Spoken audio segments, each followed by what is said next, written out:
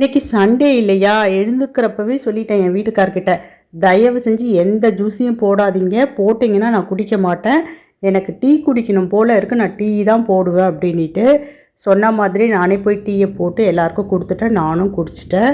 அவர் மார்க்கெட்டுக்கு போயிட்டு வந்தார். என்ன வாங்கிட்டு வந்தார் தெரியுமா? இன்றைக்கி சிக்கன் மட்டன் ரெண்டுமே எடுத்துகிட்டு வந்திருந்தார். எங்கள் வீட்டில் ஒவ்வொருத்தரும் ஒவ்வொரு தினுசு. என் சின்ன பொண்ணுக்கு மட்டனே பிடிக்காது, சிக்கன் மட்டும்தான் பிடிக்குமே. அதனால் பார்த்திங்கன்னா ரெண்டுமே எடுத்துகிட்டு வந்துட்டார். எடுத்துகிட்டு வந்த மட்டனை காலையில் மட்டன் குருமா செஞ்சுட்டு இட்லி ஊற்றிட்டேன். கூடுதலாக பார்த்திங்கன்னா கடலைப்பருப்பு வடை செஞ்சுருந்தேன். இதுதான் மார்னிங் இன்றைக்கி எங்கள் வீட்டில் டிஃபன். எல்லோரும் நல்லா சாப்பிட்டோம். மதியத்துக்கு எடுத்துகிட்டு வந்த சிக்கனை அப்படியே சிக்கன் பிரியாணி செஞ்சுட்டேன். என்னுடைய 2வது மகளுக்கு சிக்கன் பிரியாணி தான் ரொம்ப பிடிக்கும், பெரியவளுக்கும் ரொம்ப பிடிக்கும்.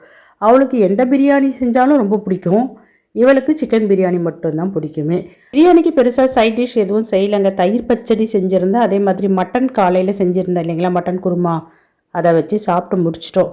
நைட்டுக்கும் தோசை மட்டும்தான் ஊற்றுவேன். இன்றைக்கி கதை முடிஞ்சுது.